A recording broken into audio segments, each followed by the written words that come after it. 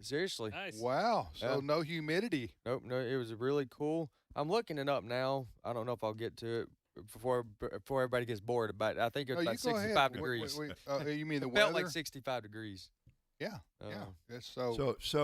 So Wesley, how often do you go out and run? I mean, I'm envious, to be honest. So. Yeah. I would say on average once a week I'll get out and run a mile, and then other days I'll alternate some form of a cardio, whether it between push-ups and other things, interchange that. Some months I'm on a harder schedule than others. I'm pretty fluid, but I try to stay active in some way between 6 and 7 a.m. in the morning in some way. You do the cardio too, right? Ray, you do the bike ride. I do my bike ride. There you go. Not between 6 and 7, but Right. I did mine yesterday in the afternoon, and it was pretty hot yesterday. That was something of a mistake. I came back just covered with sweat. I should be getting up like you, Wesley, and doing it early. Well, on a morning like today, I didn't break a sweat, and also too, I'm had a little bit of a shoulder surgery a couple weeks back, so that's also my time while I'll do some of the physical therapy that they told me I need to do in order to make it the best I can. So My cardio includes oh boy, getting out of the Here we go. Well, getting out of the golf cart and walking the 10 yards and back. yeah, there and back, You know what I'm saying? round trip. It's a round trip. That's right. Get your heart rate up. I'm guessing. If you end up in a sand trap, No, your heart rate's going to go up even That's more. I'm just saying. That's true. I'm just saying that's different strokes for different folks, right? Yeah, That's right. See what I did there with the I did. golf, I did the see golf what you did there. pun. Chris Woodward, your cardio regimen. Yes, I do about 3 days a week out in the garage, and then I get on the Like you're in a treadmill. band or something? What? No, I go out there in the mornings about 5:30 and do cardio workouts. Some of them are HIIT workouts, which HIIT is high intensity interval training. That's where you do some. It's kind of like short bursts of various cardio things. I need cardio, just for good blood flow and heart purposes to Right. get through being a news guy.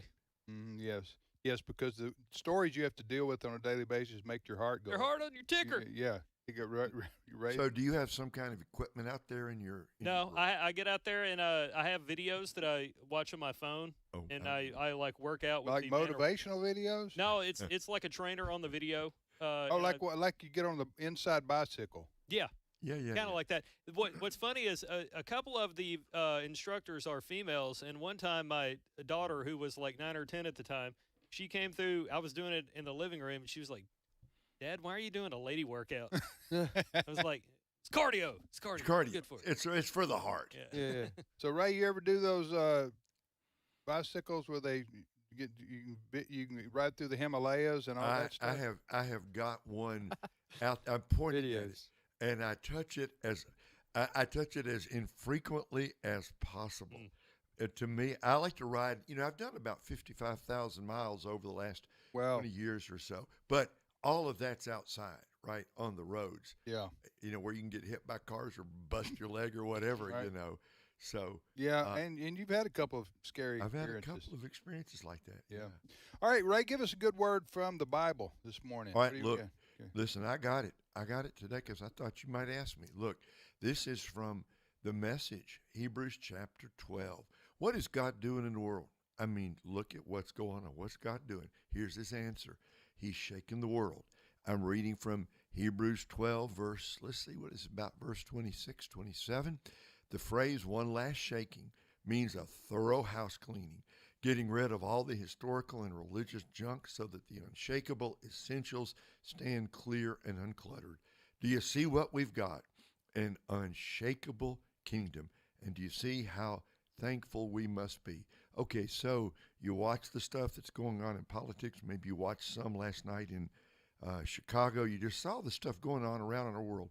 Lord, what are you doing? He's shaking it up. Friends, he's shaking up the world in these last days in preparation for giving us a kingdom that cannot be shaken. So here's the good word for today. Friends, if you're a Christian, you're going to inherit someday a kingdom that cannot be shaken, not from the left, not from the right, not by the politicians, not by the people in Hollywood, a kingdom that is unshakable. God's going to give it to us. So listen, if you got some money, invest it for God. If you've got some time, spend it with the hurting. If you've got some good news, share it with the lost. God's giving us an unshakable kingdom. It's ours, guaranteed. Last word, don't waste your one and only life. This dying world is dying, and God's going to replace it with an unshakable kingdom. Why would you live for this world when the great kingdom of God is coming our way? So hang on, friends. We're in shaky days, but the unshakable kingdom is on its way. Sounds like a message of priorities, making sure our priorities are in order. You know, Wesley, there it is. You either live for this world.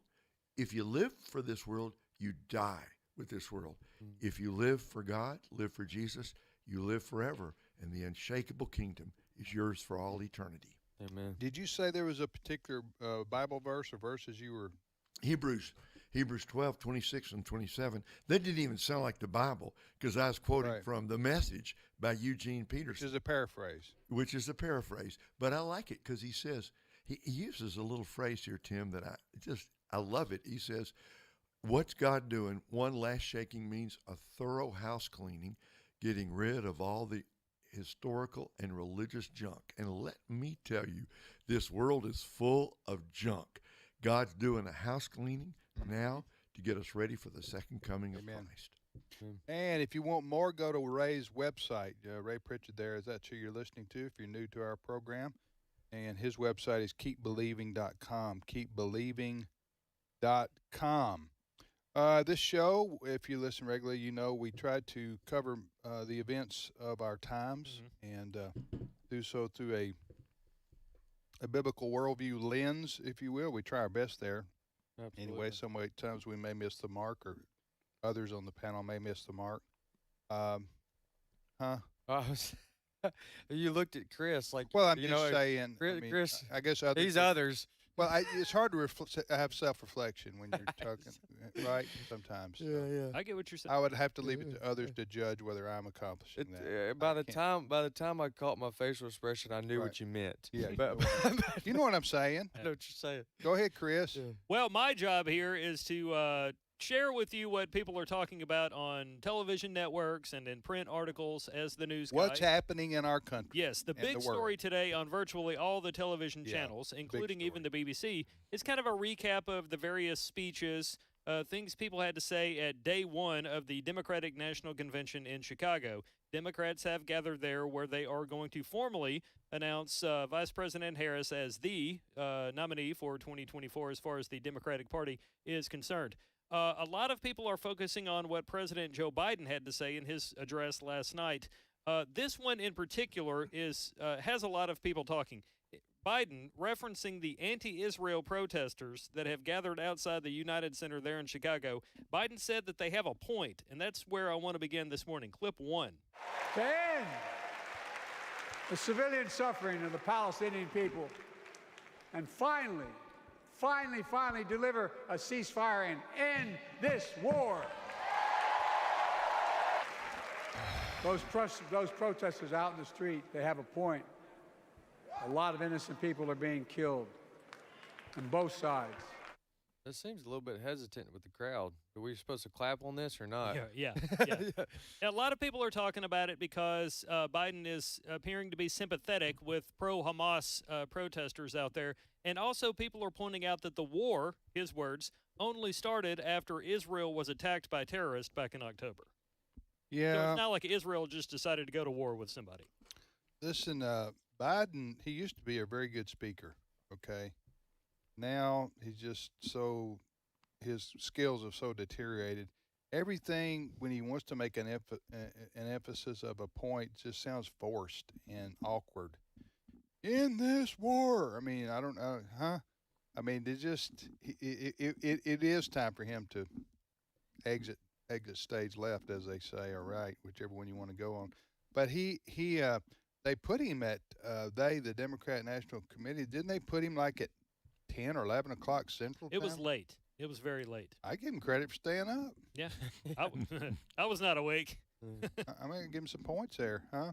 Yeah, I did go to bed.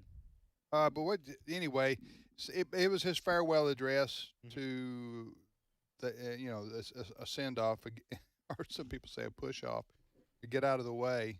And they wanted to. I think they wanted to put it way late at night for these people on the East Coast who It's midnight on the East Coast. they had long gone to bed. Most people in the Central Time Zone weren't watching, so they got him on stage, let him do his speech, but then put him way past when most of the country would be, for those who even cared at all, paying attention. Ray, what do you think? Look, I think he's probably already back in Washington. They put him on late the first night. They don't want to hear from him again. We're not going to see his face. He's not going to be back on the platform. And he sounded slightly confused and angry during that speech last night. Yeah, I didn't watch the whole speech. Did you watch most of it, or enough of it? Little clips of it. Yeah. And he sounded angry and confused and slow. As you said, Tim, he was once a pretty good speech maker. Yeah. Those days have come and gone. Yeah. And really, look, put yourself in his position. How do you feel I know. on that platform, knowing, President Trump says it was a coup, and that's not a bad way to put it. Somebody said something to him that made him decide not to run again. How good could he feel speaking, knowing that they've brushed him aside, swept him aside? Right. He's done for. Yeah. Yeah. Talking about the coup, it's not just Republicans that have said that. Maureen Dowd wrote this op-ed. I believe you guys have talked about it already this week on the show. But Maureen Dowd for New York Times said it was obviously a coup. That's never going to go away. We all know what happened. We've also had people like John Schweppe at American Principles Project, which is conservative. Yeah. He's referred to it as a donor coup, saying people behind Disney and the big corporations wanted him out. Well, I understand what you guys are saying, and I don't disagree with it, but it was time for him to go. I mean, huh? No, I agree, but it was time before that too. It's been time for a while. It just the issue here that I have is that they allowed it to go on as long as they did, knowing that the whole time they should have. Yeah, I think They shouldn't have allowed it to rerun. I think they were trying to hide it as best they could. Well, Yeah. that's Until true, the but deba- and then the debate was just utter. that's what I was disaster. going to get to. Yeah, because really up to that point there was really no difference. It was the debate Right. that exposed everything. Yes. Now, why do they have a debate now when they didn't? And Plus, when you got the juggernaut like Kamala Harris sitting in the wings, there's no. It's time to put Tom Brady in the game. And Drew Bledsoe. I'm sorry, you have to You're trade done. yourself You're out of that history. team. You're toast. Those who remember what happened there. Oh, yeah. we'll see. It could very well be that they didn't want to lose down ballot because, but I don't. Anyway, so who's up tonight? The Obamas are going to speak tonight. Both They're of back them? Well, it's being At the same referred to time as or the both? Obamas are going to speak tonight. Okay. Barack has already posted on X, formerly known as Twitter. It's great to be back in his hometown. Chicago. He loves it so much that he lives in Massachusetts, near the ocean, where he says the sea levels are rising. Right. So he's going to be there to speak. I'm sure he's going to have great things to say about Vice President. So former President Obama and Michelle Obama are on tap for tonight. Okay. Supposed to. That I get pulled both ways on stuff like that. My first reaction is I'm certainly not going to be watching that. On the other Right. hand, I go, I don't know. That Right. might be interesting. You might watch that. May be entertaining. Yeah. I don't know. Man, who knows? Go ahead. Well, Chris? in an effort to kind of condense a few clips here, because we try to only begin the show with X amount of clips every day, I have combined a couple of other things that Biden had to say with reaction from the Trump campaign, specifically National Press Secretary Caroline Leavitt. Here now is what Biden had to say about border policy with reaction from the Trump campaign. Clip 2. Trump continues to lie about the border. Here's what he won't tell you. Trump killed the strongest bipartisan border deal in the history of the United States. The result of the executive action I took, border encounters have dropped over 50%. In fact, there are fewer border crossings today than when Donald Trump left office. It was absolutely shameful, and it's a complete lie, and the American people know it. Yes, they and do. watching night one of the DNC was like watching an alternative reality. There was no mention of the migrant crime epidemic that has been allowed to transpire because of Kamala Harris's job as border czar, her open border policy. Yeah, the DNC, what they're not understanding here is that we're not wanting a bipartisan border bill. we're wanting to shut it down. Right. This is right. yes. I know. Cool. Listen. Not to mention the lies that were in there. I'm just saying. Yeah. Positionally, we want to. Listen. As I've said many times on this program, Republicans can lie sometimes too. Sure. But That's a whopper. Yeah. But what Biden did right there, Mhm. that's kind of like shameless. Yes. Kind of like everybody in the world knows what you're saying is not true. You've let who knows millions and millions of people in. It's been all over the news. It's in the mainstream liberal media. It That's got right. so bad. Yes. We don't know how many people are here. He invited people to come here. He said we'll pay. He said I invite a surge. He did away with all. We all know this, but he did away with all Trump's policies. Remain in Executive orders. Mexico. Yes. Executive orders. Why do you if? I know Trump put the policy in place, but he did away with executive orders that had to do with the policy. Who did? Biden. Yeah. Biden. When Biden first thing he did when he got into office is do everything he could to open up the borders. That. Right. Yep. 100%. That Trump had in place to close down the border. Right. And he did it in the name of stopping xenophobia and Yes. and keep our country from being racist. So Yes. we're not racist. Everybody come. Mhm. Well, everybody did come Yep. from around the world, and they're still coming by the million. They've been. Some people estimate 8 to 10 million people Yes. since The Biden's most- been in. There- So, yeah, go ahead. so for Biden to get on stage and somehow he shouldn't even talk That's what I about was going to say. Just ignore it. No, just ignore Yes. it. Don't even talk about illegal immigration because It's a when lost. Ray, when you're doing that, people are like, even the liberals know what he's saying is not true. Look, was it a lie? Absolutely. But I'm just sitting here thinking to myself, given the political realities, that may be the last time we see his face. That's true. Between now and November. So I think he was going, hey, I'm going to throw everything I got. I'm going to say whatever I want because people aren't even going to see me between now and the election. Also, it's kind of weird because when Democrats brag, like Biden's trying to do about having border security, that's for a lot of Democrats, that's not a badge of honor. You should be for open borders if That's you're a Democrat. That's Not that- all Democrats favor Right. that, but a lot of them they're opposed to any kind of restrictions. Because they believe there should be no borders, that nobody's illegal, and that we should have compassion and pay for everybody's housing and health care who want to come here from around the world. I mean, that's what the AOC type ideology, the Bernie Sanders type ideology. That's a big segment of the Democrat Party. So don't get up there and brag about stopping people from coming, which he didn't do. I do think, though, in this these next couple of months, this window, as we've seen with Harris, they are changing a lot of what they did believe for the longest because it wasn't working. When you express what you just said out loud, as opposed to just acting on it and remaining quiet, I do believe you're getting a lot of pushback. So that very well could be a part of the DNC's helping Harris as she has changed other policies to. Well, Trump needs to hammer this. Yeah, He needs to hammer this issue. This is a winning issue for him. that's right. And the economy. Yes, and he needs to issue. So, Ray, Trump needs to say every time he goes and speaks that Kamala Harris and Joe Biden open the borders of America to millions and millions of people to come here illegally, and they did, and they're still coming. So I would frame it like this, America. If I were Donald Trump and I was running his campaign, I would say, do you want no borders or do you want border security? It's your choice in November. So whatever you choose, that's the direction we're going to go. You're listening to Today's Issues on American Family Radio. Next story, Chris. I also have a little bit of things that Hillary Clinton had to say in her good. speech last night, followed by I was reaction from waiting for people on this. the right. Here now is a combination of Hillary Clinton and Outkick's Tommy Lahren, clip 5.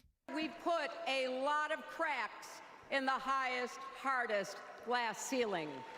Tonight, so close to breaking through once and for all. On the other side of that glass ceiling is Kamala Harris raising her hand and taking the oath of office as our 47th President of the United States. The future is here. It's in our grasp. Let's go win it. Nothing says new and present and forward-looking quite like Hillary Rodham Clinton. I will say that she is the Christmas fruitcake of American politics. She simply will not go away.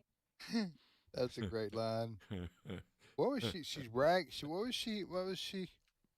So, The glass ceiling. She's talking about a woman being president, Ray? Is that what she's talking about? That's right. That's right. The last one. Where does the metaphor of glass ceiling come from? Does anybody know here? I don't know. I don't Anybody know. know here? I don't know. I mean, I know what it means, but I don't know where it comes from. I I'll don't look it know. up. Huh? look I know that people don't throw rocks if you live in glass houses, but you get the answer, but you have to decide if Chris is going to look it up. Well, Say when it's that a Democrat Friday. speaking and you don't know first, Well, guess I it's want to know always what the Saul metaphor where it originated. Well, Hey, listen, I love that Hillary Clinton is what the Christmas fruitcake of America. Yeah. it never goes politics. away. By the way, it's only 127 days. That's until real. Christmas. That's a great line. Tremendous. Okay, I think I may have an answer. All right, what is This it? is according to the internet, where you can't post anything that isn't true. The term glass ceiling was first used in 1978 by writer and consultant Marilyn Loden at a panelist discussion about women in the workplace. Okay, but where'd she get it from? I don't know. What does it even There it is. mean? Sounds I know what it means, but I don't know what it means. Okay, You know what I'm saying? I got you. Get my point, and I'm obsessed with this right now. well. I'm you not know, stopping. Let me see if I can help out here. Oh. I got so Hey. if you got a ceiling and there's glass, so you can Think through see this. through it. Think through you can this. see through it, Okay. but you can't reach where you're wanting to go. From the same So website. you got to break through it to get to where you want to go. Right. The term glass ceiling refers to the invisible nature of the barriers preventing women and Let's people go, of I got it. marginalized groups from reaching higher You did. positions. Let's go. You nailed it. We did. Not only did I nail it, I hijacked a Trivia Friday question. Now you can't use it. Yeah. You did. Yeah, Yep. that's a good point. But that still sounds kind of dumb to me. But anyway, whatever. It was the 1970s. It was a different Yeah, time. maybe she in was America. doing 1970s stuff. You know But you know, back to their platform, identity politics. Yep. You know, we've Hillary been doing Clinton this is for saying years. Hillary Clinton is saying break that glass ceiling. That will finally get a woman president, in parentheses, because I'll never be it. Yeah, well, that's But which, as we say here, who cares? yeah. And identity politics is a Identity failure. politics. What does it matter what gender you are? It's how does that? Now I I've- guarantee you, if it was a Republican woman, Yeah. That wouldn't. then that wouldn't count. That's right. That Right. wouldn't count. Nope. The glass ceiling being broken, Mhm. whatever that even means. We'll be back momentarily with more of today's issues on American Family Radio.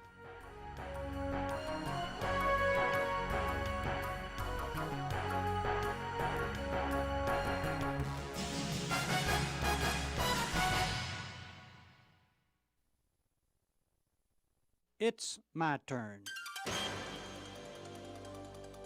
Here is your host for My Turn, Don Wildman.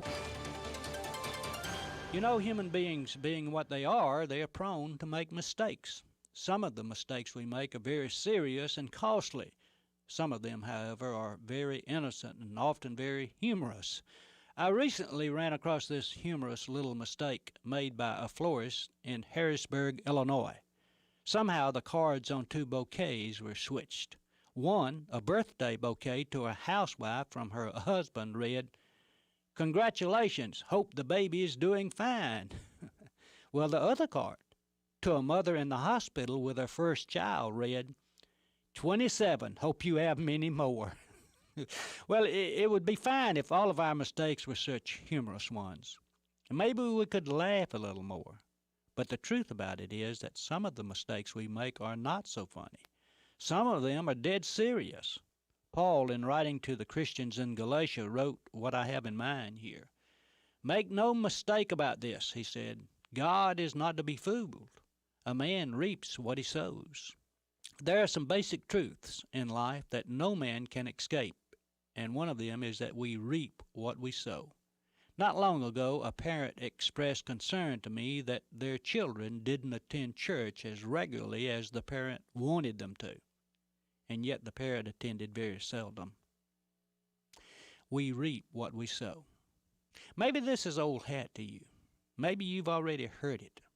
That doesn't change the fact that it's true. Sometimes we become so accustomed to that which is true that we regard it very lightly.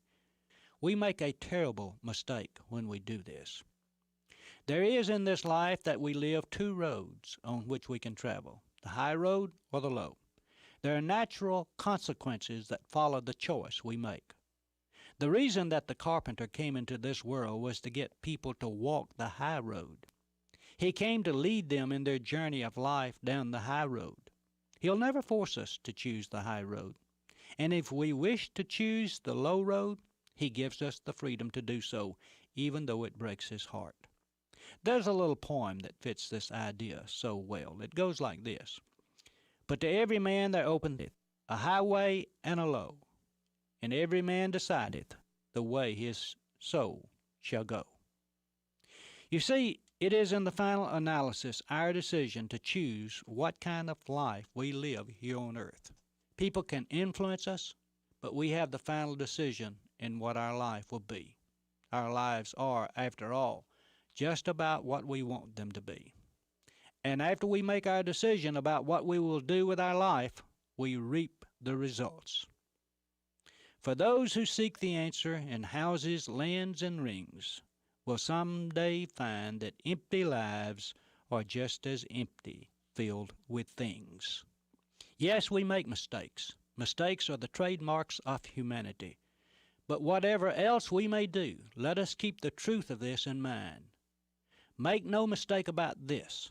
God is not to be fooled. A man reaps what he sows.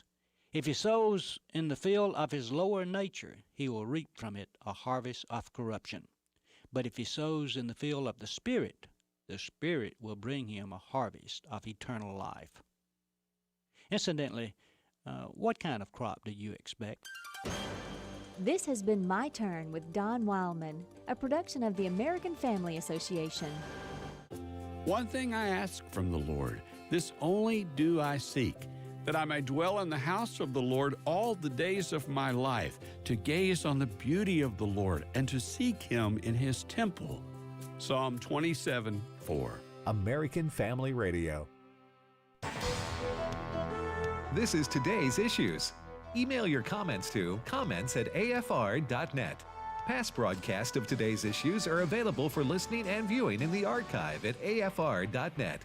Now, back to more of today's issues. Hey, welcome back, everybody, to today's issues on the American Family Radio Network. Tim, Wesley, and Chris, and Ray. We're all here. Wesley, if people want to, if they missed the show and they want to get the podcast, which is, podcast basically means it's a audio recording that you can listen to anytime on demand. How can they do that? I feel like you're setting me up for failure. I'm not. The last I'm here time to we tried encourage. this, I filled in I'm going for to leave you alone. This is Ed's question, and Ed's not here to answer it. Right. And last time I tried to fill in for Ed, it was those are five, some big shoes, my it was friend. 5 minutes later, and we still didn't get the. Yeah. Are you ready? I'm ready to go. All right. Try not to fail this one. You can go to afr.net. This is where we recommend you go in there, because from there you got all of our podcasts archived there. So afr.net is one place. You can also go to our YouTube channel or any of our other social. We have a YouTube channel? Oh yeah. Oh, we don't anymore. We do. It changes, Dad. Yeah, it changes depending on whether we say ivermectin or not. That's right. If we say ivermectin, like I just did it 2 times, that probably triggered them. Done. Yeah, you're out of here. It's gone. Our social media platforms, you can go there and type in Today's Issues Live, or again, we also recommend downloading on any smartphone devices our AFR app. So our AFR app and afr.net are the two primary places we like to point you to, because from there, not only can you listen live, but there's other content that we've done in the past, and of course other programs too. You know, there's a lot of times that we get busy and we're not able to be at the radio or even at your device during live radio programs, which is why we've gone out of our way to make sure that we have everything podcasted and archived, so you can listen to it at your convenience. All right, well, listen, joining us in studio right now is Tony Vitagliano, who is Ed's offspring. And welcome, Brother Tony. Thank you. I had you in because I invited you in because you sent out an article late yesterday afternoon saying the Social Security numbers of millions of people have been hacked into. Is that right? That's right. What happened? Yeah, so National Public Data, it's a company that takes information, aggregates data for background checks, has recently confirmed a massive data breach involving Social Security numbers, other personal data, that's address, last name, first name, for millions of Americans. Emails? Emails, yeah. So the file itself that was stolen from them had upwards of 2.9 billion records. Was this in the news yesterday? I mean, this is It's been in the news for about a week now, but it's really picking up steam because in August or this month, a hacker recently released the file for free. So on the dark web, so they dropped the dark it. web. Anybody that could sounds download ominous. What is the dark web? So the dark web is the side of the internet that is for criminals and other seedy Well, how can individuals. I get a part of that? You don't want to be a part of it. Okay. No, Yeah, you do But not. is it wanna that? be. I'm joking, but Yeah. is it that easy? To get? No, it's not easy to get to. You have to know how to get there. Okay. So You don't know how So to it's get not there, just- right? No, I don't Okay, actually. good. No. So it's not just a it's not just a movie. But- It's a real but thing. No, it's a real thing. Yes.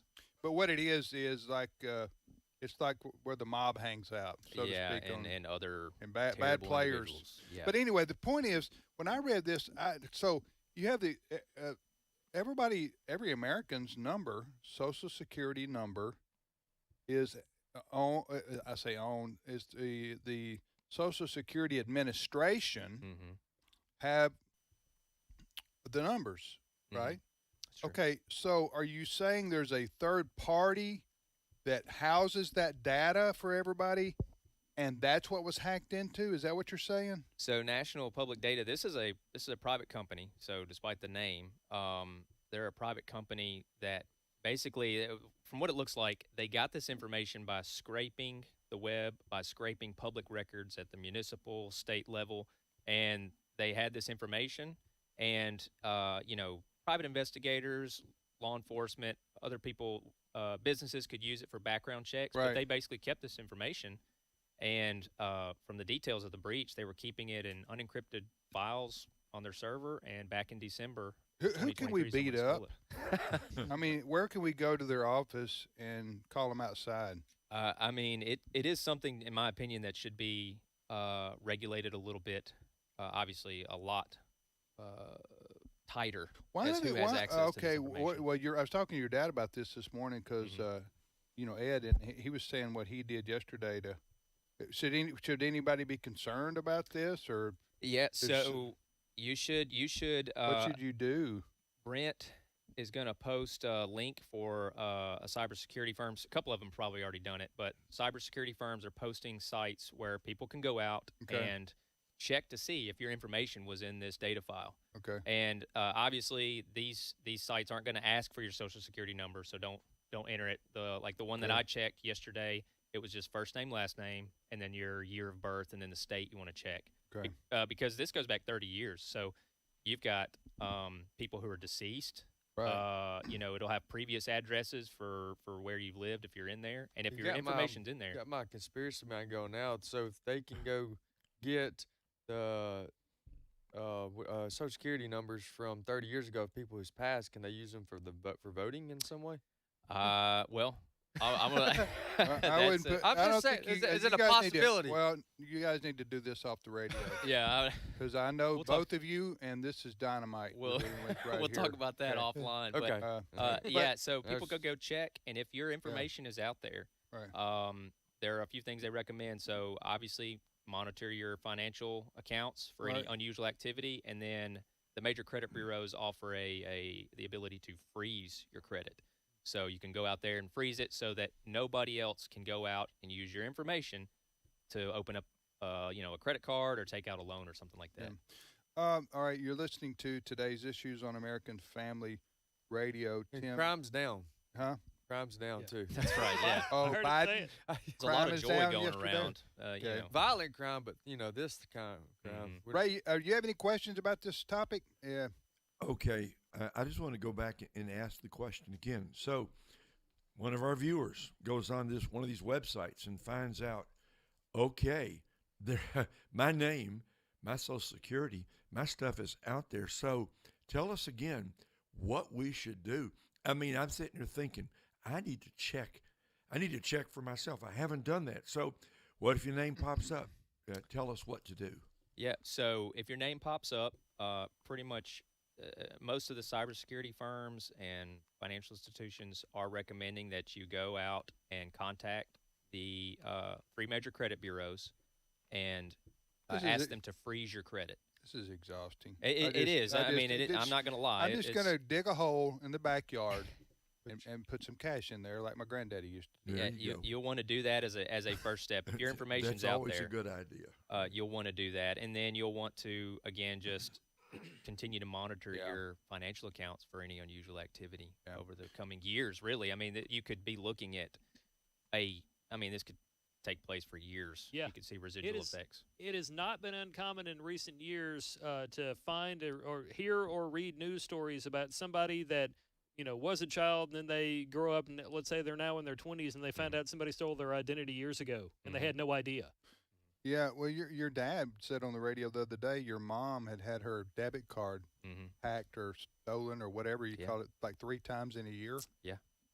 So and we don't know. Is that skimming at a gas station? They call that, or is that just some random a couple of computer going different 1,000 times using all over the world these cyber criminals? And well, I mean, it can't go without saying that this file's been out there for at least 8 months. But you had major security breaks. I mean, Marriott got hacked into. These companies, it's just amazing to me. This one's different because or to me, a little bit more severe because of the sensitivity of that information. Right. And I should say, Richard, that these credit bureaus do offer you a way to Ray Pritchard. I'm sorry. Ray, I mean, I don't generally call anybody's last name on the show, but if you want to, go ahead. Yeah, Pritchard. Okay you listening, Pritchard? Yeah. Tagliano's talking to I'm you. Here. That's why they don't have me on very often. Yeah. Thank you. You can also go out after you've frozen your credit. These bureaus will offer a way for you to unfreeze it temporarily if you need to take out a loan or something I've like that. had to do that before. I was trying to buy a car one time, and I thought my identity had been stolen. This was back in 2019, and I had to, in the middle of the car buying process, I then had to call the guy, and I went through security questions of which I couldn't remember the answers to try to unfreise my credit. Is there any advice you have for people? There's so many scams out there and stuff you read about people.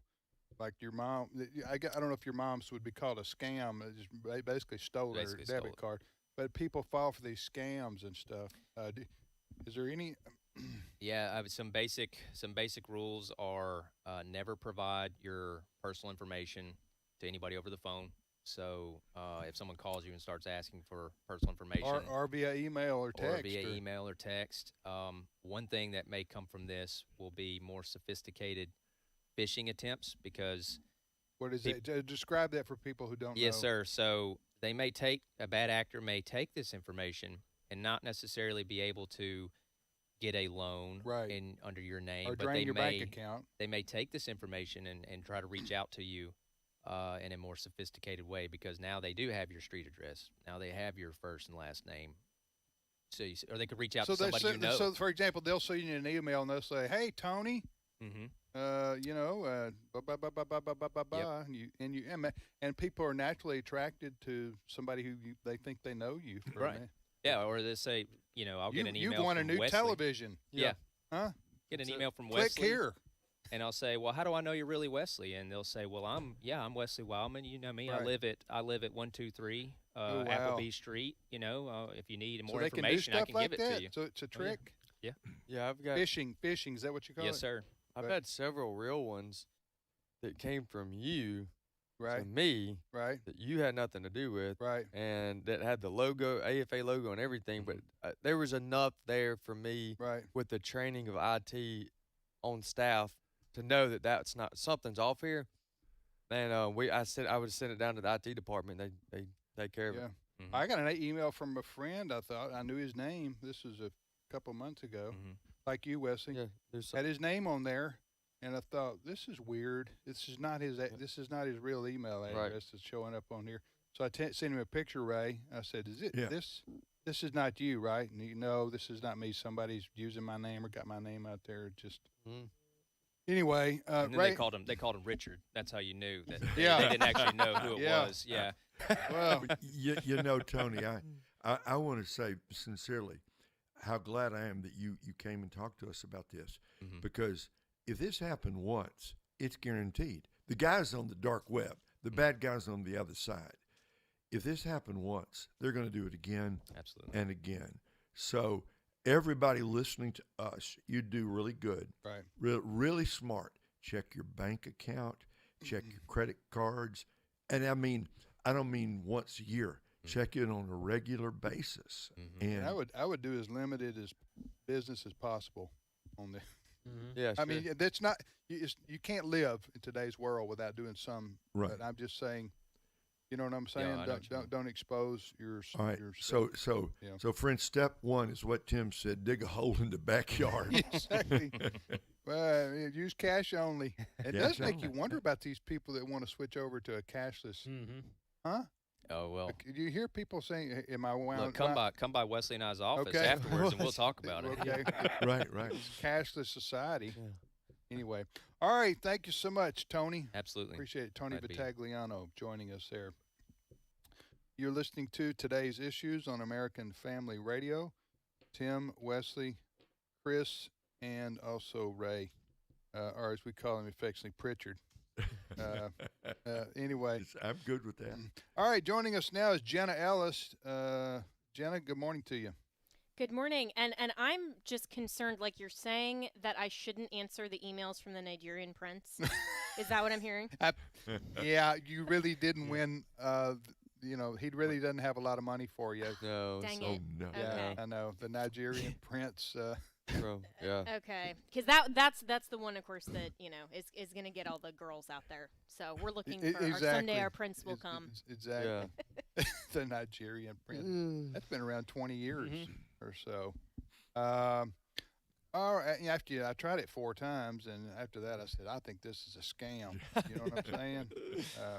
After you gave them all your information and didn't get anything from it. You can route the money here if you want He just to. needed $500. That's Yeah. All right. All right, you're listening to Today's Issues. So, Jenna, the Democrat National Convention is going on, and they're going to try to highlight, obviously, things that they think are going to help the party win in November. But some things they're going to downplay, and I would say some things. I would say those things are we'll see. Maybe they won't downplay them, but the beliefs of Waltz, the governor of Minnesota, and Harris, the VP, and they are true hardcore socialists / communists, aren't they? They are, and as I highlighted on my program this morning, the DNC stands for the Demonic National Convention, and it's accurate because we saw the Planned Parenthood van outside that was outside the DNC that was giving free vasectomies and medical abortions. I mean, this is the party of death, the party of socialism, communism, and this isn't just an insult or, how people say, oh, well, Trump is racist just to be pejorative. I mean, these are terms that actually identify their worldview because communism, of course, is a political theory derived from Karl Marx, and Marxism, and communism and socialism is all about economic theory and seizing the means of production and basically redistributing wealth so that everybody is equal. And Kamala Harris has even come out in the last week with wanting to put caps on grocery store products and ensuring that the state basically controls prices. She has said a $25,000 tax credit for first-time buyers, which will only increase inflation. This whole economic theory is not about you keeping what you earn, but the state determining where wealth will be redistributed. And that is communism, it is socialism, and not the Bee, which is obviously not the Babylon Bee. It's their actual news site that should be satire, but it's actual news. There was a piece yesterday that said it unearthed an article that shows Tim Walz, her vice presidential pick, taught students that communism, quote, means everyone is the same and everyone shares. And the problem with all of this, and Marxism, which is basically class warfare, saying that we are born into either the oppressor or the oppressed class, and why identity politics matters to them, and you are racist or sexist if you don't vote for the black woman. This is all about ensuring that we tear down the West, and the Western values that are built and predicated on the Judeo-Christian worldview, and ultimately the truth, which is that all authority comes from God, and God delegates limited authority to civil government to preserve and protect the rights that he gave every human being made in his image. That's how we're actually all equal, is that we are all made in his image, but we don't have equality by means of the government forcing it on us. But that is exactly what Kamala Harris and Tim Walz and the Democrat Party are wanting from all of this. And so to call them Marxist, socialist, communists, and demonically influenced in terms of the paganism of baby killing and child sacrifice that is abortion, all of their political theories, all of their policies fit very neatly into that framework. And so this worldview, this election comes down to, are you going to vote for the communist or the not communist? Hey, Jenna, this is Wesley here. I appreciate you sharing that. My question for you is help us understand, maybe give us an example, either in real time or maybe in history, where the listening audience that does not quite, they hear what you're saying, but they haven't experienced it firsthand. How can they emotionally get engaged in this, whereas other issues are more personal to them directly? We're basically trying to prevent something from happening because we have some history and have examples, whereas some people would either be A, neutral because they haven't experienced it, or B, they're falling for the language of like Waltz. Right. Well, they should study history. They should study the Soviets, and they should study Venezuela. They should study where communism has been tried and failed. There is no economic system that has been predicated on genuine socialism where the government controls wealth that has ever been successful. It has always led to third world conditions and drastic poverty. But in terms of the emotional connection, we need to recognize the aspects of socialism that have already been embedded into our system. As our good friend Abraham Hamilton III always says, we have elements of democracy in our constitutional republic. That's a good thing. But the elements of socialism that are already attempting to be imbibed into our system, we need to pay attention to that. If you don't like getting taxed as much as you do for the federal government to take your money and to give it to Ukraine when you didn't have a say, you didn't vote for that, that is redistribution of wealth. It's taking what you have earned and the government not earning it, they're a non-revenue generating institution, and saying we can take it because we have the power, and we can then put your wealth, your hard-earned money, resources, property to wherever we prefer. So you could also go look at your check. Yeah. And you know what I mean? I'm making a point that if you look at your check and see how much is coming out tax-wise. Yeah, but I wouldn't call taxation communism. No. Libertarians would call it theft. No. Well, and I'm not I saying think we that. do have to split between what is, because the Bible says pay your taxes, right? Sure. Some taxing in terms of things that are for the public good that we all agree on. Like, I'm glad that the fire department will show up when my fire alarm goes off at 1 a.m. like it did last week. That's a good thing, and my tax dollars go to that. But when you have such a large extent of taxes, like, 30 or 40%? That's what I'm now, talking about. That is theft, because that's taking way too much to then redistribute as the government sees fit. And I think that is an aspect we don't of get to vote communism. on. That is being embedded in our system just under the auspices of a very terrible 16th Amendment that, in my opinion, needs to be repealed. Thank you, Jenna, for cleaning that up, because Dad wasn't agreeing with me, but I think he agrees with me now. Well, I don't know what I'm agreeing with, honestly, but repealing the 16th Amendment, support land you, collecting son. income taxes, no way. That's what Father does. Go ahead, Ray. Okay, Jenna. So I'm thinking, listening to what you're saying, what we have here is by far not just left-leaning.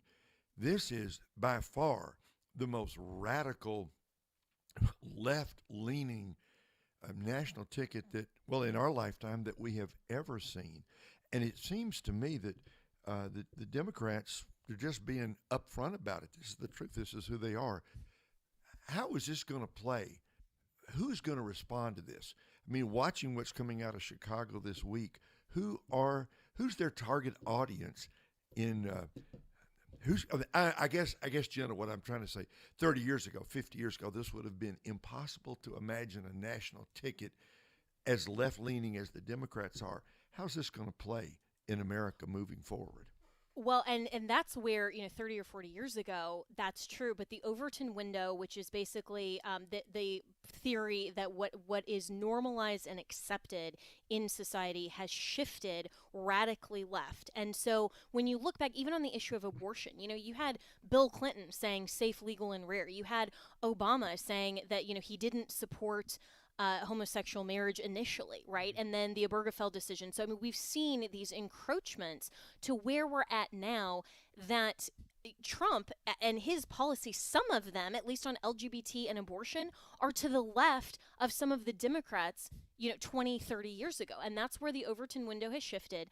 And their target audience right now is primarily college students, Gen Zers, the younger vote, who don't understand civics and socialism and communism and Marxism, or they have been indoctrinated into Marxism, and they actually affirmatively believe that the West needs to fall. They buy into the 1619 Project, all of that ridiculousness that American history needs to be disbanded. We need to, unburden ourselves of what was so that we can go into the future, like Kamala says. And they're also targeting women because, again, if you play identity politics, then you're a sexist and a racist if you don't vote for Kamala Harris. It doesn't matter her merits. It doesn't matter her policy. It only matters that we shatter the glass ceiling, like what Hillary Clinton said on the floor of the demonic National Convention last night, and this is the so-called women's rights. So they are intentionally targeting certain issues that play to people who don't know better, and the people also who've been indoctrinated in Marxism. And this is why civic education absolutely matters, and we need to get back and reshift the Overton window to say it's absolutely absurd that you would have state-funded abortions on demand and a Planned Parenthood vasectomy and medical abortion bus outside of the DNC and just shouting their abortions as if that's okay. Yeah, when you listen, we're in a precarious situation here in America because so many people, I would say at least 40 under, have been dumbed down to the to the differences in government philosophy. Kamala Harris is advocating for price controls on the economy. You listen to her. Yeah. She doesn't talk about it every day, but she's been on record on saying that. She thinks you need to pay for everybody who comes here to America illegally. She says we need to pay for all their housing, their health costs. This is socialism and communism, and it's an utter and abject failure anywhere it's been tried. We'll be back momentarily with more of today's issues.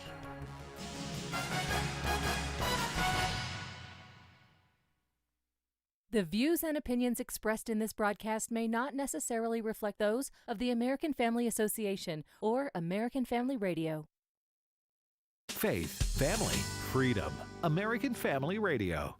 All God asks of you is faithfulness. Headlines in USA Today. Did you see it this morning? All the odds against us. Faithfulness is the word. There's a place for you on the battle line. Engage in the fight for America's families. Visit AFA.net and then take your position. A message from the American Family Association. This is American Family Radio, a listener-supported ministry of the American Family Association.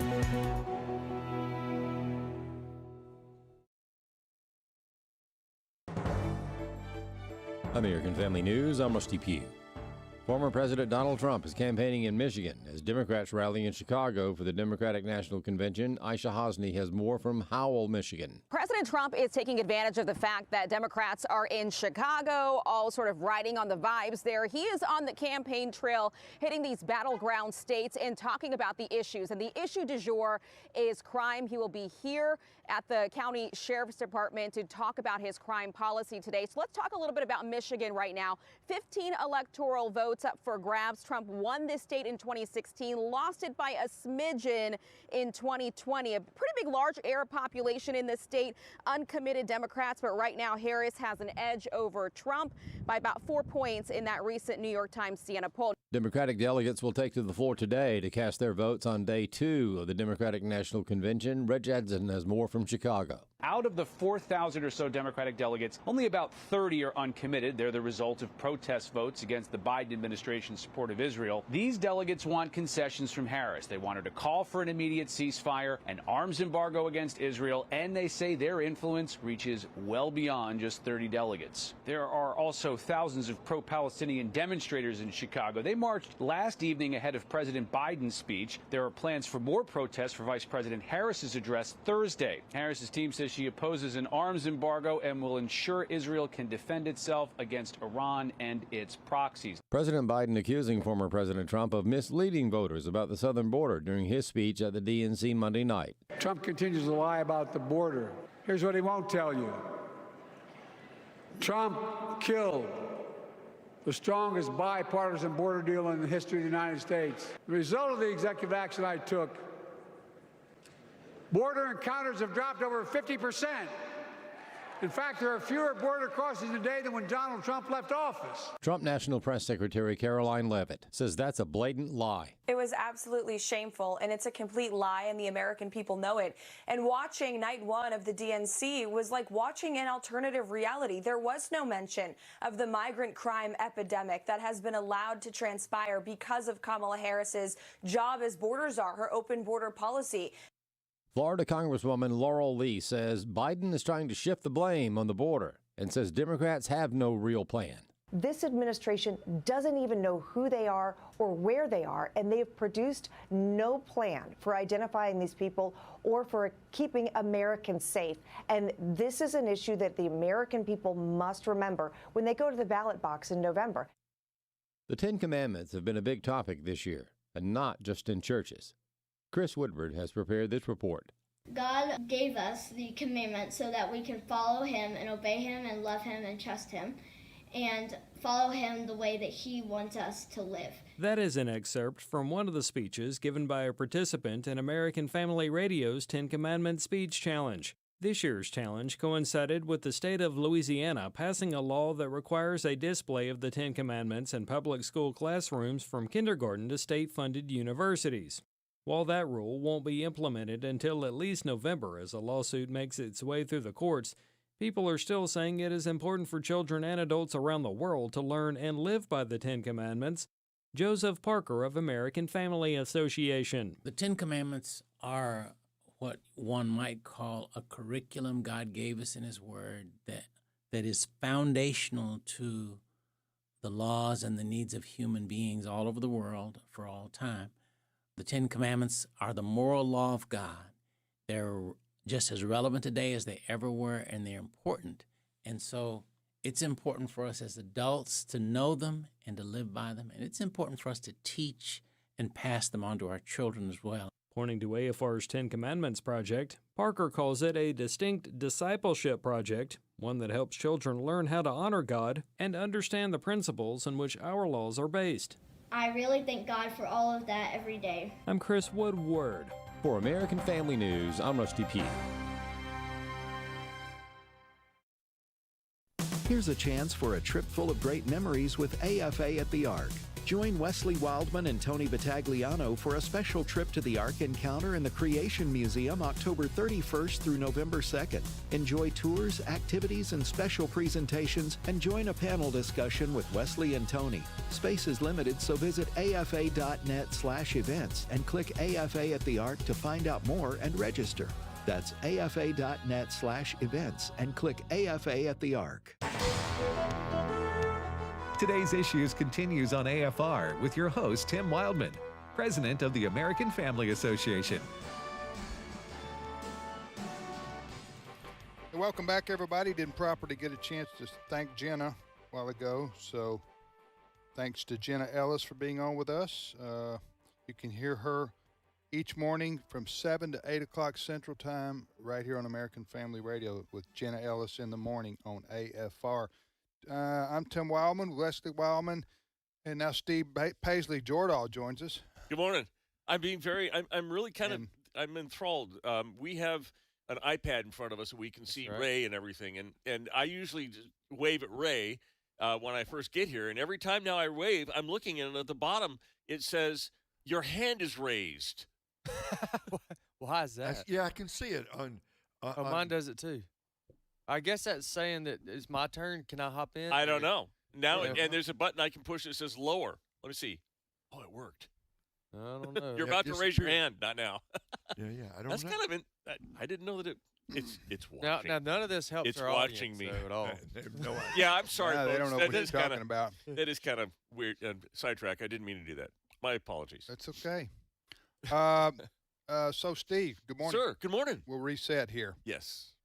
What do you bring forth to us? Well, I wanted to just do one last shot at the convention, and then we got a whole bunch of other stuff. Be careful we wanna about get your to. language. Yeah. You want to have, we don't want any FBI agents on our property. I wanted to have one last Rather have look. FBI agents than Secret Service at this point. I'm just kidding. One last item, right? Yeah, one last item from Don't say take a shot. Just change it. Okay. So I'm, in a way, Joe Biden was not good for this country in terms of the economy and immigration and all this kind of stuff. But as a news guy, I'm gonna kind of miss him. I know that we'll have plenty to talk about with Kamala Harris, but I want you to hear Joe Biden last night trying to get through something that was on the teleprompter. Look, cut 7. In its decision overturning Roe v. Wade, as you heard earlier tonight, the United States Supreme Court majority wrote the following, quote, women are not without electoral Oh, wow. or political power. They actually started laughing at him when he said women are not without electrical power. I'm gonna miss him. I'm just gonna say there's a lot of quality time I spent with Joe Biden's Well, audio. his shouting just comes at the strangest time. It's like inconsistent with Yeah, it's kind of like, all right, I hadn't shouted a word in 10 minutes, so I need to go for something. So he just, whatever word comes I think in. I know what it is. When his thinking kicks in and he actually understands what he's saying, that part he yells. Okay, listen to this. Come on, again. man. I know, come on, man. That was his big thing. But listen to the way, and this is his, this is his last hurrah, so we won't be hearing much, and certainly nothing like this again. But listen to the way he's just talking, and all of a sudden he screams women. Listen to this. In its decision overturning Roe v. Wade, as you heard earlier tonight, the United States Supreme Court majority wrote the following, quote, women are not without electoral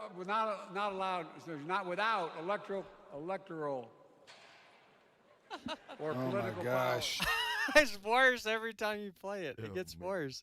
You know It's what? not like you miss. All right, it is funny. Yeah. It is funny because he puts himself out there, and because the Democrats gave him the national television. It's funny in that sense. It's cringeworthy. Sure. But it's also equally elder abuse because that yes. guy is going down. Do you remember when he was president? You mean? Oh, I get your point. Yeah, back in the day. He's still. Yeah. No, that's he needs right. to be. He needs to go now. That was the point. Yeah, I was wanting to answer. He's still president. That's your point. Yeah. I don't, Ray. I don't understand. And okay, we can laugh about this, and it is funny, and it looks silly. That fellow we just heard right there has no business being the commander-in-chief of the United States, the president, the leader of the free world for 5 more months. There's no way. Go ahead. Okay. Do you want him behind the desk? No. In the Oval Office. He when can't war find the breaks desk. out of the Middle East. Do you want that man there? No. The answer is no. No. No. Are we confident in his decision-making ability? No. When the crisis comes, and the answer is no. No, and nobody is. If they're honest, well, right or left, he needs to resign, or they need to remove him. Yep. I hate it would come to that, but that's the truth. And Kamala Harris needs to be the president. Listen, I don't want her to be president any more than anybody else, but you got to have somebody that's competent. You got to have somebody that can think clearly, somebody that can reason and have and be engaged and stay up past 9 o'clock if they need and complete a sentence. Yeah.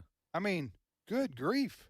I can't believe this fellow will be in charge of the country for 5 more months. Yeah. And this has progressively gotten worse. Of course, he had his moments, and they hit him during 2020 election season, sure, but it really in the last 18 months, it's getting past a point where you can hide it, even for the Democrats.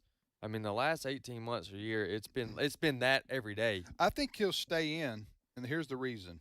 This may sound, I have no evidence to support this. This is just my own reason. I think Ray and Steve and Wesley and listeners, I think Biden will stay in because nobody's really going to force the issue in the Congress. Now, maybe I could be wrong, or maybe he'll be hospitalized at some point and have to resign. But I think if he can stay in, then Kamala Harris can avoid the press. Right. Good point. Good point.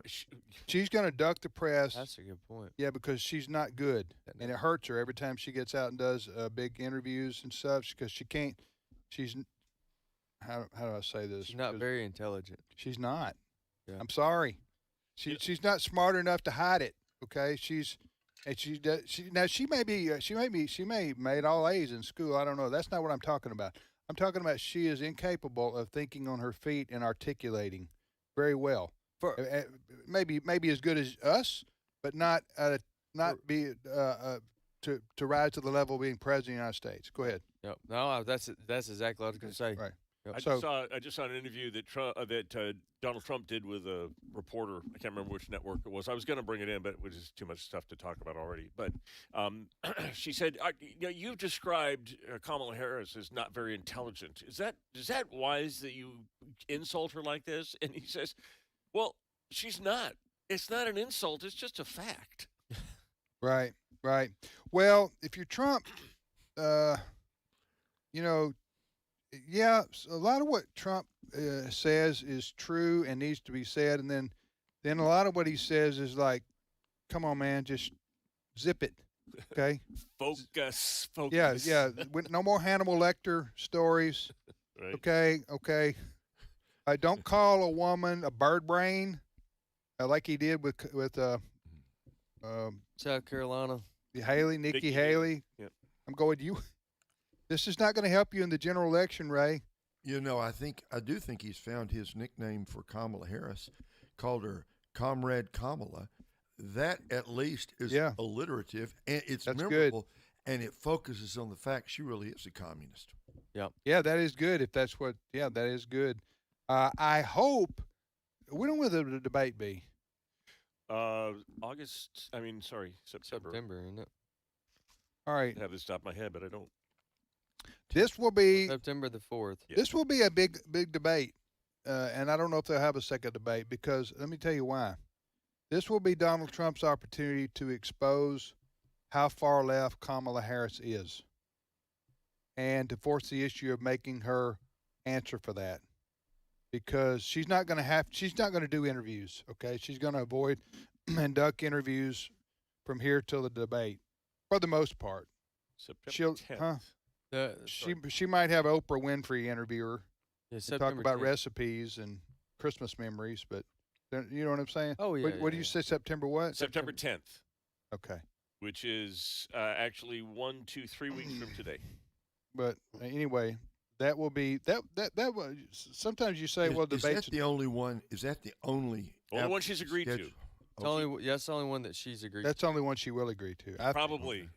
They proposed Donald Trump was ready to debate her on Fox, and she didn't. Yeah, there was 3 debates, and she's only agreed 3 debate dates with 3 different networks, and she's only agreed to this one. Yeah, I don't think Her desire and her campaign's desire is, okay, if you had to sit down and say, what gives us the best chance to win? Okay, I don't know how you tell your boss this, but it's keep you off TV. As far as doing interviews, don't do any press interviews, and no one-on-ones. I think she knows. I think she knows that. I think, I don't know if Oh, yeah, she's okay. embarrassed about it, You but think she's smart enough to know that? I think she knows she's not good in front of people, Right. and that she gets off the teleprompter and she's just a mess. Well, even on the teleprompter, she's the best. This debate is, I don't know that it's going to go any better than Joe Biden's debate. It won't have the same effect as getting her out of the race, but she is not going to do well. And Donald Trump would, my advice, because I know he's listening, Mr. President, what I need you to do is do what you did with Joe Biden, which is let her talk. Yes. Just let her talk and use your time to attack her policies, but she will hang herself if you just let her talk. Yeah. Mm-hmm.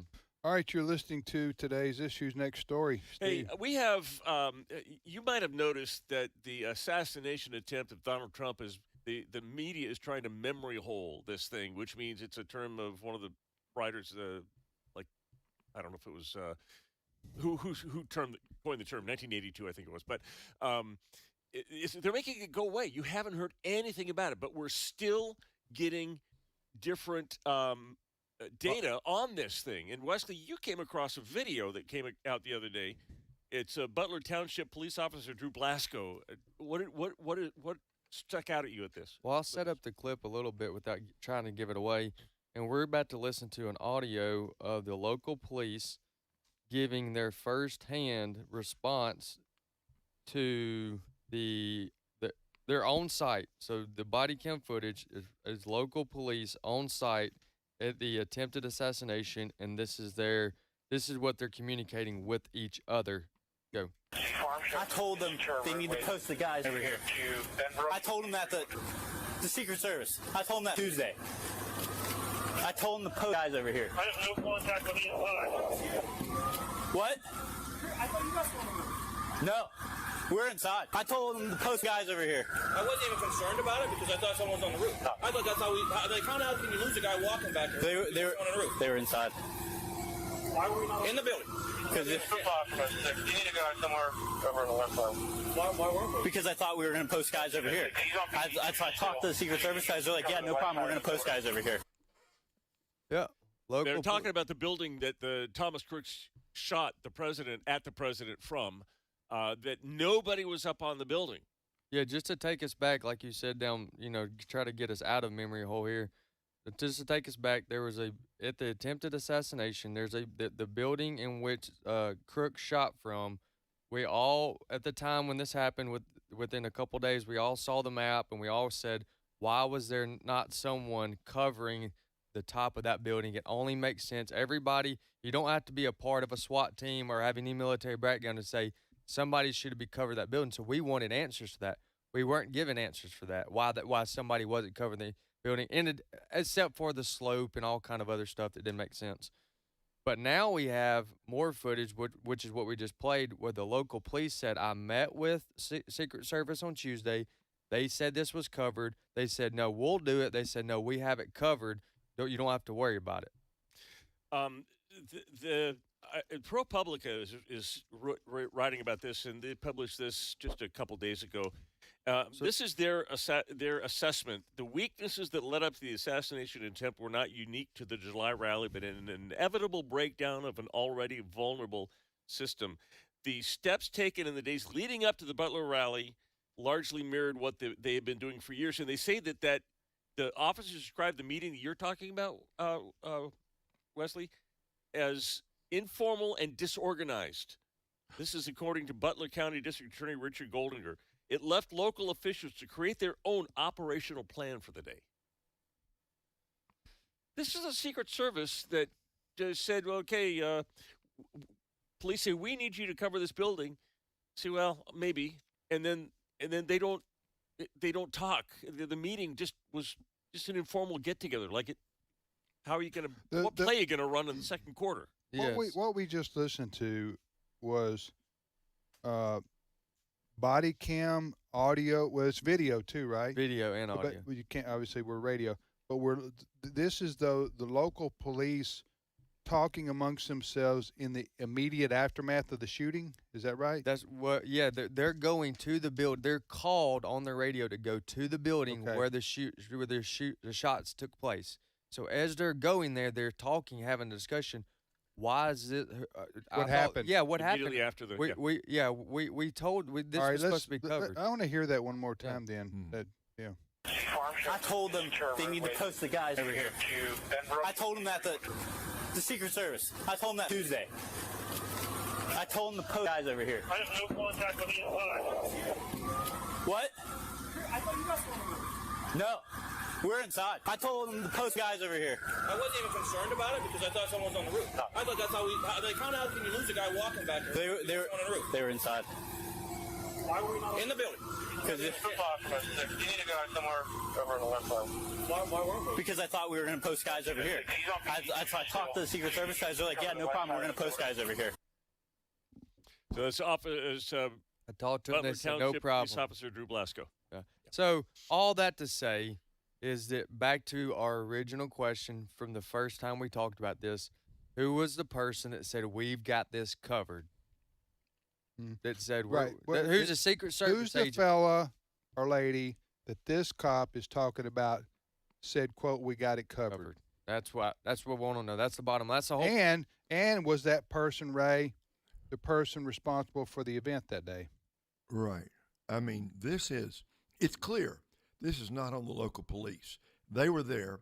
They saw the problem. They warned the Secret Service. They said, you got to cover the top of this building. Secret Service says we're going to do it. This is the most unbelievable failure of the Secret Service that I can remember in my lifetime, far greater than other assassination attempts. And this is the reason why many Americans feel like something else was going on that day. We don't know, right? We don't know for sure.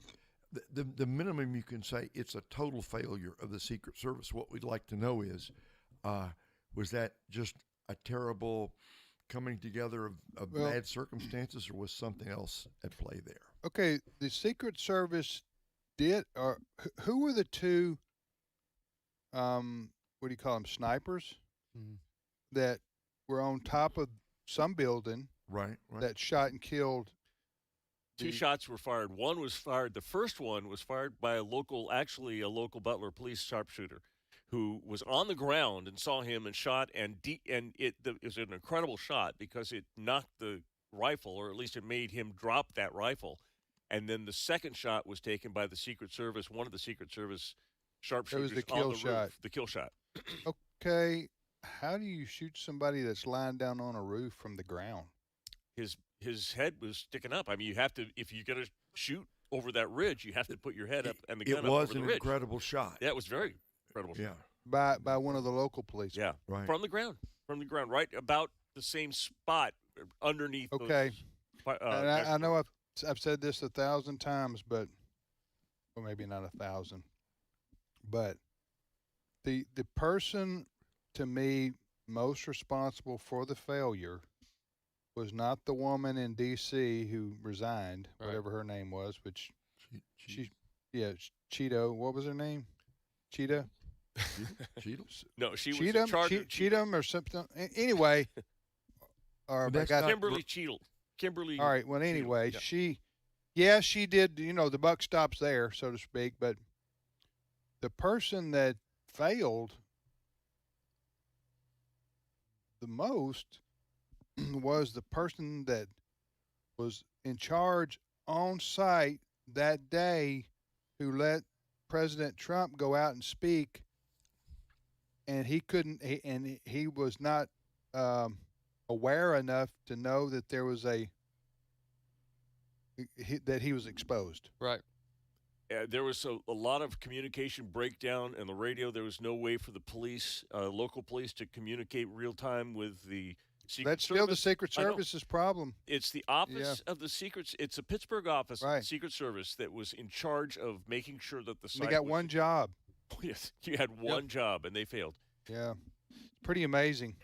And also, it's kind of amazing to me, quite frankly, Ray, that people around President Trump couldn't look around and see that, because there were people out on the ground, just spectators who were walking around. Pointing at the guy. Pointing. Yeah, we've all seen video footage. Yeah. Of people saying, "Hey, look over there," Mm-hmm. I think most of that happened. The Secret Service had this Crooks under surveillance well before. That was his name, Crooks. Crooks, C-R-O-O-K-S. The assassin. Yes. The attempted Timothy. would-be assassin. And they had him on their radar good half hour before Trump came out, but he was only considered a person of interest, not a danger. I don't know why. That's the question. Why did they let him out? Yeah, maybe Trump's Well, people are. the other question I would have for that police officer that we heard from and those talking to one another, that maybe there's a reasonable explanation for this, and I would like And to we'll hear. find out in 6 months. Yeah, I know, right? Is he said, or somebody said, we were or inside? Yeah, the follow-up question in that conversation was, why are you not up there? Or where are y'all over here? And he said, well, we're inside. He said Secret Service had the top. That goes back to my point. The local police was willing to cover the top, the bottom. They wanted to go wherever needed, but Secret Service told them, according to his testimony, well, don't worry about the top. I know we that. got- yeah. I know that. I want to know why the local police officer or officers are inside a building and not outside. There is a window. There's a 2-story building that is right behind the roof that Thomas Crook's shot from. And there's a window that looks out on that roof. You can ostensibly cover the roof from the window if you're paying attention. I don't know if it has the whole entire slope of the roof, but they were able to look out on the roof from inside that building. Yeah. It's Really? Yeah. Okay. Well, here, I'm just thinking out loud here. Sure, I'm yeah, not go for placing it. blame because I said there's maybe a reasonable explanation for this. If there are no if you got police officers inside a building and a guy can get a ladder and climb up to the top, then I want to know why those cops weren't stationed around there from keeping that from happening from the first place. That's what I want to know. Mm-hmm. Huh? That's a fair question. I'm going. What are you inside drinking coffee or?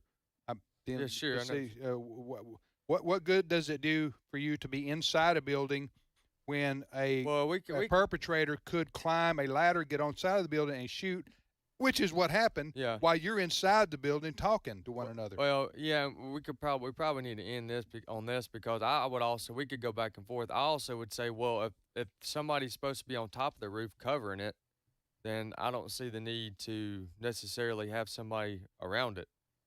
Well, but keep people from. Well, okay, yeah, yeah, but somebody didn't have the awareness to know there was nobody on top of the roof. Yeah, I agree with you, but my point on all this is that Secret Service said, I've got the roof, and I want to know why they Well, they did. said that on Tuesday.